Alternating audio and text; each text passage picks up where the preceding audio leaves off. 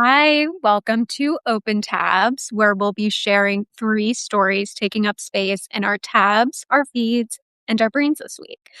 I am Emma, of course, and joined by Melissa and Megan. Hi, guys. Hi. Crushed the opening. That was great. Yeah, let us know if you guys are digging the new opening hook or not. We're testing things out. But a lot to talk about. So let's dive in. At the top, this is not one of our 3 topics, but honorable mention Love Island USA season 8 starts today. I will be going to see the back rooms and from there straight to a Love Island watch party. So more to come as the season unravels. But I personally could not start this without acknowledging Love Island. Okay, so our first real topic. It's funny, we talk a lot or write a lot about this in our Substack newsletter, but we've never talked about it live on Open Tabs, and that is snail mail and the rise of snail mail clubs.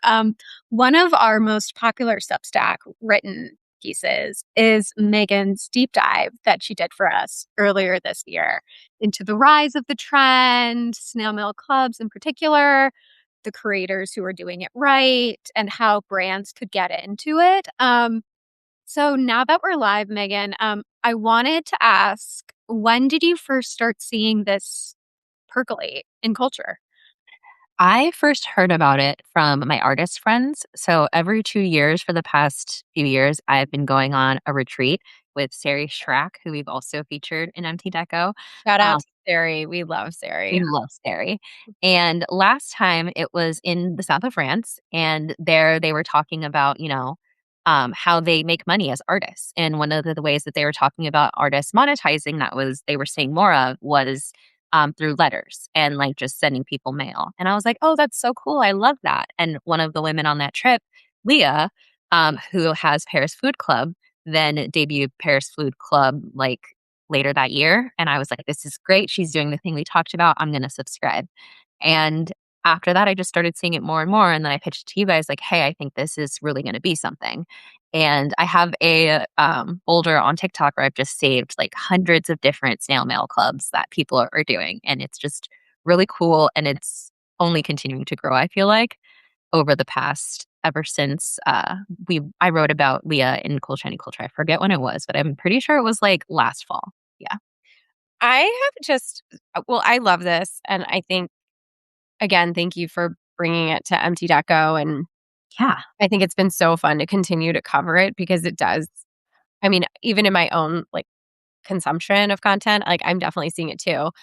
I'm just curious, Megan, also, like, can you just share a little bit about, like, I'm not currently personally subscribed to a snail mail club, but like, what what is the cadence? Like, or I obviously can vary, but like for one that you like, that you are Yeah. subscribed to, like, how does it Well, work? And like, I what's that? have Becca's right here. So Okay. this is our most recent. So Becca, whom Emma said we featured, Mhm. this is the one she sent most recently for the month of May. I haven't opened it yet, so I thought we could open it together. And you'll see it's just like a letter, right? And she sends one of these every month. I covered my address so you can't stalk me. But then on the back, it's got her branding. She has her own washi tape. So this is art that she's done, and her brand is Becca Dwyer Design. So she's got the BD, and So cool. then we can open it up. I also, as you're opening it, I just really like the tape that you have that you used to Yeah. your address. I collect washi tapes, so I've got a whole drawer of them. What kind Okay, of washi tape? washi tape. Lucy's definitely going to be into this if she's into Japanese stationery. Yes. So then you see, and then you get, um, so this is the postcard. Okay. It's a pomegranate. I love So this is her original art that that is she so painted, cool. Okay. and then on the back it's a postcard, so you So can you can send it. send it to someone. And she Oh. has there's different tiers to her Patreon. So if you do the higher tier, you get 2 postcards. So you could keep one and send one to a friend. I'm just being greedy and keeping all of mine. And then in addition, you get an update from Becca. So it's like, here's what she's been up to, what she's been doing. She travels a lot, so she's got her travels. And on the back, it's a update on like what she's been up to. Wow. I Yeah. love And then there's also a sticker. What a neat way Cute. to get your like, to your point, like, it Yeah. makes so much sense. And this is $10 and I get this every month. And it's like, this is so fun. It's like, you know how everyone's always looking for dopamine? Like it's so Mhm. fun to like find this in your mailbox. Like, oh, cool, and see like what it all is. And she just went to Ireland. So I'm really excited to see what June's is because it's gonna be really cool. Feels like it really evokes that time in your life where you had a pen pal too. You know how that Mhm. I don't know what years that is. It's like maybe 10 to like 15, I feel like Mhm. is sort of when it's like you go on vacation to like Florida or somewhere and it's like suddenly you have like a pen pal. I mean, Lucy, I will say Lucy is just finishing today's her last day of kindergarten, you guys. I Oh. know, my heart. I'm very weepy. But I had her they learned about the mail this year and, like, how it works, and I think that happens, like, throughout elementary school, just, like, the idea of how to, like, write a letter and, like, it was so cute. I'm very into stationery too, actually, of this really great company that I cannot recommend enough for my mother-in-law's, like, friend. It's called Gibson 24, and it's cool, like, you can get I think this is debossed where it's, like, pressed into, like, the cardstock. Oh, cool. So I buy a ton of it that says Blum. I have it each of my kids has their own stationery. I have my own stationery, and then I buy this for the family.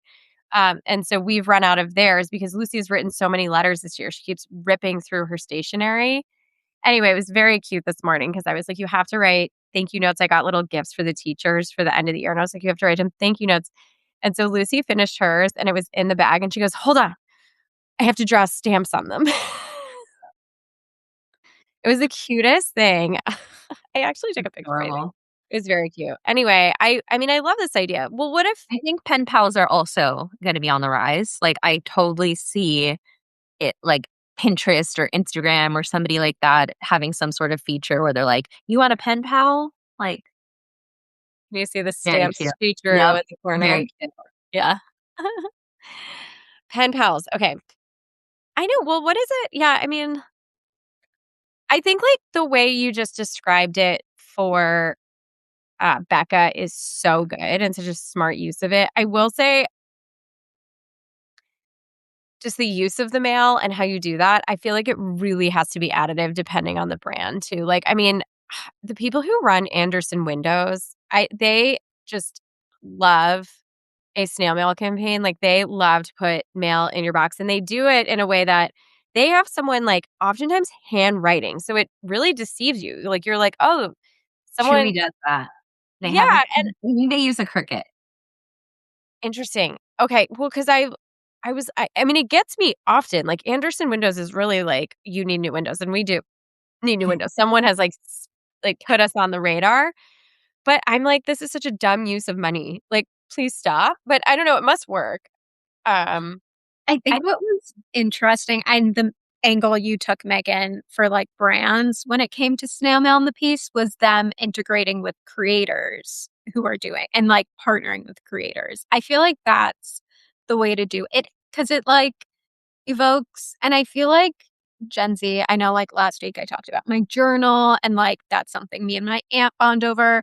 And just like locally, there's this huge how would I describe it? It's like a Queens merch and, like, stationery. It's like an everything store here in Astoria, and they just opened a new location. They have an entire stationery section, and they have, like, moleskin notebooks, and they were, like, engraving them. It was this is a the wait line was over an hour. I stood over an hour in line, and I ran into multiple friends at this point. It was such a huge That is event. crazy. Crazy. Stefan, when he was like, New York's hottest club. New York's hottest club is a stationery store. It was insane. I walked in and I was like, title "What's going of on?" this page. It's like, "What's going on?" And then I was like, "Oh my gosh, all my friends are here." And we're all waiting over an hour in line. to get a notebook engraved and like stationery. It was crazy. But I feel like you said, Megan, it's like a dopamine hit and it feels good to like feel the texture of the paper like in your hands. And it reminds me like how Becca is running hers, like the Christmas card or like end of year cards where like people give you updates on like how their year has been.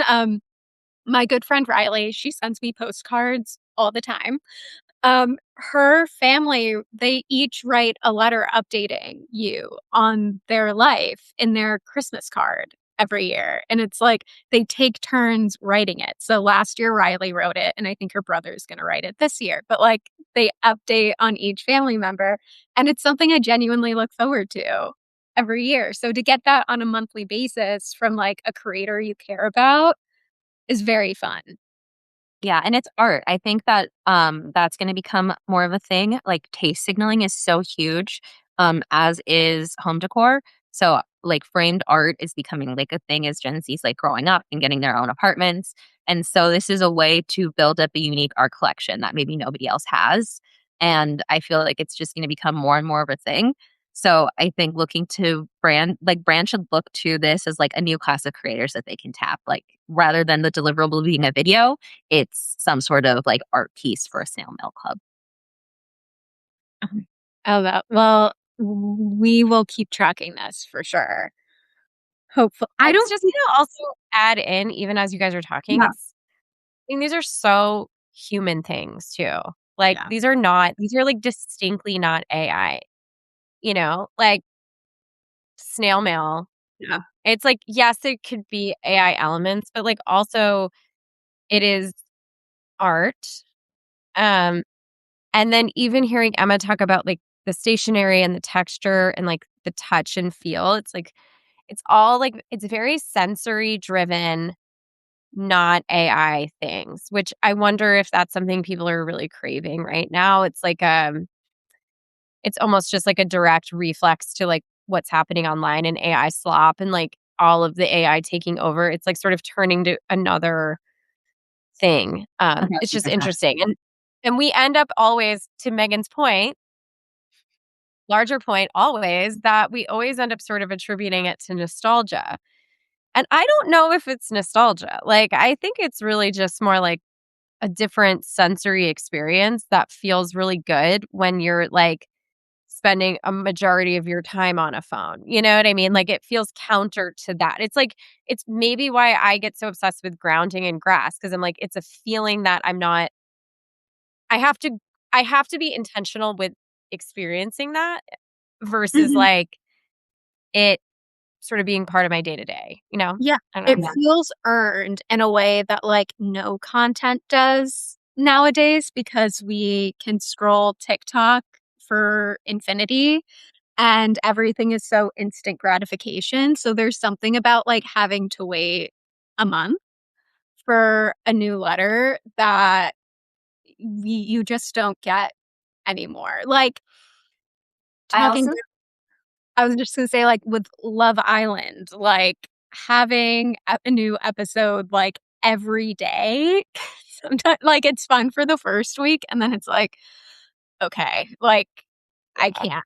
Like, I don't know how fun this is anymore." Whereas, like, one of the shows I'm currently obsessed with now, Widow's Bay, Apple TV, it's like Parks and Rec if it had ghosts. It's very fun. They have the 1 episode a week system, and it's, like, very fun. Like, new episode comes out tomorrow, and I have that to look forward to tomorrow night. It's, like, very fun to have space to, like, enjoy content. Yeah, something I've also been thinking a lot about is like collecting and how people are obsessed with collecting right now. And I think part of it is because you can't collect on your phone in a satisfying way that you can collect physical things. Like Yeah. the satisfaction I get when I look at my cabinet of Legos is not the same as when I look at my Instagram. As much as they both bring me joy, it's just very different, even though both are collections. And there's something about a physical collection that you can see, feel, and hold that I feel like just is it connects more deeply with people than content ever can. Totally. I was also gonna say to that point, Megan, agree with you. I feel like if I were working at a social media company, I would really look closely at what an archive experience looks like for the users. Like because now upon years, it's like it's the same thing with like our iCloud storage and our photos and like all that. Like there's a real dissatisfaction, at least for me. Like I'm someone who millennial grew up like if I could scrapbook everything, if I could have a photo book of everything, if I could have the photos on my wall, like I always feel like it's never going to be like enough. And I even feel like the Instagram grid is so unsatisfying. And again, we always harken back to what was it? Instagram Oh, guides. We yeah. loved guides. And I actually think that Tumblr hit it harder. Like it just felt a little bit more like a website experience, like something where you're building something that you can then look at. And again, same thing we've talked my Instagram is private, but like the way that I share my stories and my highlights is for a personal archive for myself. So I can go back and it's like a current age like photo albums. Like, you know what I mean? And so anyway, I think that there is something to the archiving and like giving people more peace and solving it as you're existing in life with digital media and real life media. So, we'll say that. I love that. That's a good place to wrap up this topic. But we're going to be doing a once to watch snail mail creators later this week. So keep an eye out for that. Okay, next topic. This one's interesting. Jay Shetty is leaving YouTube. So Jay Shetty, how would you guys describe Jay Shetty as a content creator? He's a Self former I would self say self-help. Yeah. He's kind help. of like a Brené Brown, Mel Robbins type. Yeah. Self-help, wellness. His shtick is that he lived with monks for a period of time. He has a very big podcast on purpose, and he just signed a joint deal with both Netflix and Spotify, reportedly worth around $100 million.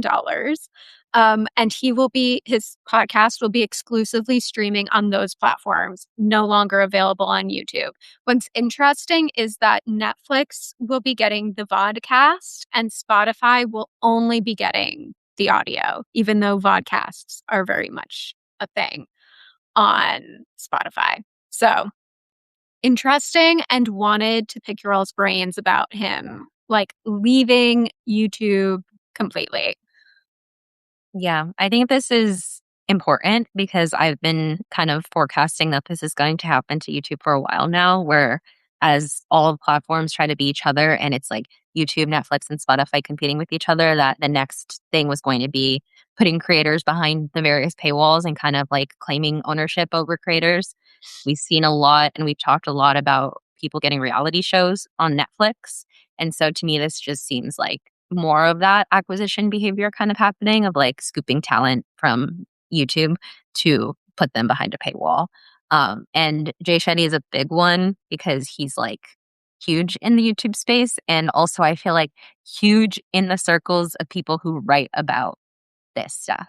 So I think anything he does is going to have like a deeper kind of narrative impact in the industry than maybe it even actually is going to impact actual like audiences and the actual bottom line. So that's why I find it super interesting because YouTube really wants to have this narrative right now of like we're TV, we're movies, we're everything, and we have the young people, but if they're kind of losing creators, that's going to impact that narrative's integrity going forward. Yeah, I agree. I mean, I think right now feels like an inflection point in media. And I feel like when you have a creator at the level of Jay Shetty, like where he is in his larger fame, um, I think, you know, it makes me wonder like what is his like 3 to 5 year plan? Like where does he want to be? What does he want to do? Like, I mean, I would think from where he's at, he wants to probably become some sort of household name in a bigger way. He's got, I suspect he has books already. He's really mastered the podcast space. He has cultural relevance, or he's at least aligned himself and his narrative of who he has presented himself as has gotten out there. Like, we think of him as a monk, which I know like this much about him, but like I know he has met with like the Kardashians. Like, I know he's sort of like has been in the circles. Mhm. And you know, I think from where he sits, the idea of Netflix is compelling because it has such a big international audience. Like, you can sort of up level your stardom. I'm really excited to see what Netflix does or doesn't do for Alex Earl. Like, I think that that will be really compelling. And I think he's sort of joining in with that. Now, in a year from now, we'll have much more clarity on like what this does, or maybe it doesn't do anything. We don't know. I mean, I think the Paul brothers, they attempted this, I think, with Hulu, and I think it was Hulu. It Mhm. it I just don't think it has the same reach and level as Netflix. So and again, I don't think it worked. Like, the Yeah. reality show of it didn't work for him. And so I think that, again, this is an inflection point, and I think for him to take his stardom to another level, this is a move, and to step away from YouTube gets notoriety. Like, I wonder if also leaving YouTube gets him more attention than if he just went to Netflix. You know what I mean? I think another thing that's interesting about him is what his niche is and when he goes viral, like most recently it was for interviewing Hayden Panettiere, who she wrote a memoir and she's like talking about things. And so he kind of gives the vibe of like it's a therapy session, like, and he's, very like mindful and like emotionally intelligent. So he's gonna ask the right questions. But he's with this Hayden Panettiere move, to me, it seems like he's kind of moving more into like an Alex Cooper territory where it's like you got the interview. And then that becomes super important if like the interview is on Netflix, where it's like everybody's talking about this. This is what's being clipped. And it's like if it's been on YouTube, but if it moves, that audience will move with it because they're just going to seek out the interview wherever it exists. 100%. It is definitely less about him and his person and versus who he is interviewing, which I think is also dangerous as well. From a Um, personal brand standpoint, 1000%. like, it's unstable. Yeah, I mean, I'm looking at his YouTube channel. It's very interesting. He has 5.6 million subscribers to just walk away from a channel with that number. But you're totally right. It seems like he follows like a similar format to Armchair Expert, where like they'll alternate between a celebrity, a specialist in like psychology, an expert in something, and they just kind of like ping ball between the two. But just looking at his channel, it's like, I mean, he's obviously getting good views. He's getting in the six figures regularly, but then it's his Hayden Panettiere is like the only one recently that cracked 1.4 million views. Well, and let's be real, they're all following the Howard Stern model. Like, they're trying to follow Howard, and Howard, like, over the years, I mean, he is such a, again, he's just OG. Like, he carved the path, he kind of defined it. He really, like, I think, took serious to the next level, like, when that first happened for him many years ago. Like, he's like the HBO of radio. And I mean, I think if you were to talk to Howard and his team too, like, for many, many years, they've tried to create this like team of like other personalities and voices to fill all the time between when you have a big celebrity. And so I think it can work. Um, I guess I just all of it is to say is that, wait, does it say what he's gonna be doing on Netflix? Is it just like is It's it just his podcast. it's a continuation of it? It's like a Yeah, video podcast. exactly. Yeah, it'll just be exclusive. The vodcast will only be available on Netflix, and the audio will only be available on Spotify. Do we know anything about how vodcasts do on Netflix, or is that still, like, new? I think it's still new. I'm so curious, like, are people actually watching, like, therapists like Jake Shays or, like, Pete Davidson? I don't even really see, like, clips of them, Either. on No. my Like, TikTok feeds, you know? and I wonder if like, does Netflix have an app for the phone where you are, like it's an audio experience? I don't think Like, I wonder if they're like, "This is They that." I have mean, it obviously. now. I don't know if it's on the phones, but I saw it on my TV where it was like you can cycle through short form video to pick a Yeah. show. Well, I just wonder, like, are they going for I mean, it's like, is part of Netflix's MO to go for, like, the Spotify, Apple podcast Oh, yeah. They have clips. clips or, like You or scroll can you through. listen to, like, a whole episode? Because that's when I mean, I would think most people are listening to podcasts in their car, but I don't know. I know, that's the thing. They have the whole episode, and I know we talked about this when they first launched podcasts. It was, like, suspected this was a workaround, like, their version of, like, a late night show without having to deal with, like, unions. They just call them podcasts, but, like, they're basically, the equivalent of a late night show, at least what they're doing with, like, Pete Davidson right now. It makes a ton of sense if you are Netflix and you're doing their spaghetti on the wall model where you just need quantity. Like, you need a lot, and podcasts are really low production cost, and you can churn them out. So, it makes a lot of sense. Um, I mean, But I can see this totally working. Like, this can totally work. Like, and I wonder if they're also like, maybe the distribution will be through like, if you're on Netflix, can you still get like the audio distributed to how they always say, like, wherever you get your podcast and it blasts out to everywhere? Does it go like, if you're on maybe they even do a portion of it, like, that would be smart. So it's available everywhere, but you have to, like, watch the whole thing on Netflix.